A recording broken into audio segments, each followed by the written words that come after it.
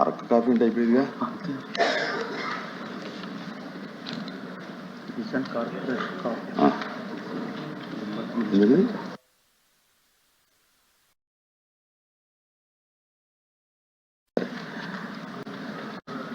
సభ్యులందరికీ మనవి, గౌరవ మంత్రి గుమ్మడి సంజయరాణి గారు జీజీసీ కాఫీని అంటే అరకు కాఫీని వాటి యొక్క ఉత్పత్తులను గౌరవ శాసనమండలి సభ్యులందరికీ కూడా అందజేయుచున్నారు కనుక మీరందరూ కూడా దాన్ని ఉన్నటువంటి ఆయా కౌంటర్లో మీ వీలైనప్పుడు తీసుకోవాల్సిందిగా కోరుతున్నాను.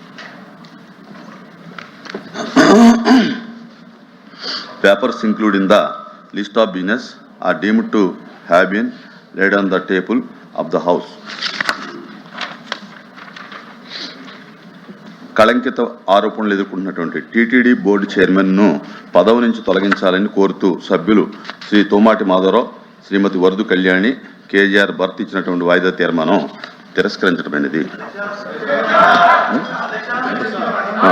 Now question hour, please question hour. Question number 14354 BC Janardhan Reddy garu. Please. ధన్యవాదాలు అధ్యక్ష. దయచేసి కూర్చోండి.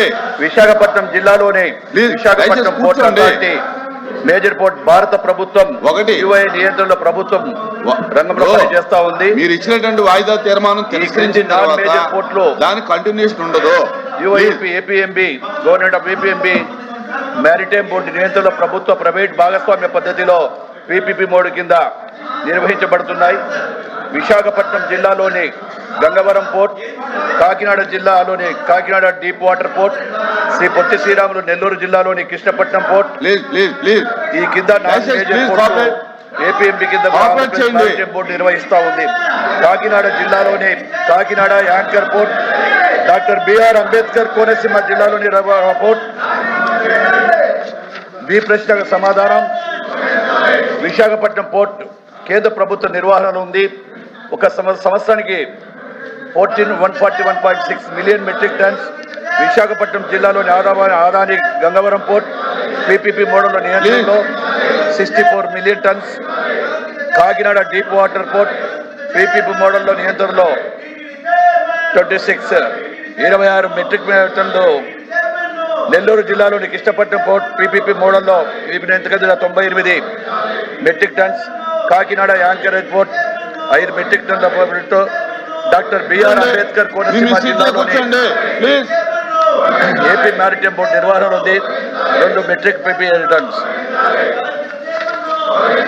సి ప్రశ్నకు సమాధానం, ఈపీసీ విధానంలో జిల్లా రామాయపట్నంలో గ్రీన్ పోర్ట్ నిర్మాణం 24/4/26 తేదీకి, ఈపీసీ విధానంలో కృష్ణా జిల్లా మచిలీపట్నం గ్రీన్ పోర్ట్ 28/12/26కు, ఈపీసీ విధానం శ్రీకాకుళం జిల్లాలోని మూలాపేట్ పోర్టుల గ్రీన్ పోర్ట్ నిర్మాణం 30/11/26కి, పీపీపీ పద్ధతిలో రూపకల్పన నిర్మాణం ఆర్థిక సమీకరణలు నిర్వహణ బదిలీ విధానంలో తూర్పు గోదావరి జిల్లా తొడంగి మండలం కోనగంలో గ్రీన్ఫీల్డ్ కమర్షియల్ పోర్ట్ ప్రస్తుతం కాకినాడ గేట్వే పోర్ట్లో ఉంది.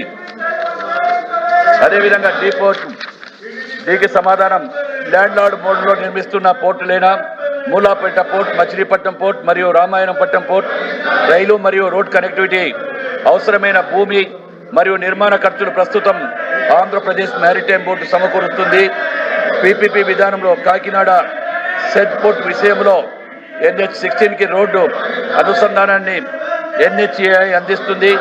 ఆంధ్రప్రదేశ్ ప్రభుత్వం రాయితీదారుడు ఖర్చుతో రైలు అనుసంధానానికి భూసేకరణకు వీలు కల్పిస్తుంది. అధ్యక్ష,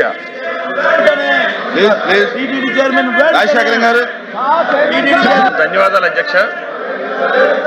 ఈరోజు మనం ముఖ్యంగా చూసుకున్నట్లయితే ఆంధ్ర రాష్ట్రానికి 1000 కిలోమీటర్ల పైబడి తీర ప్రాంతం ఉంది.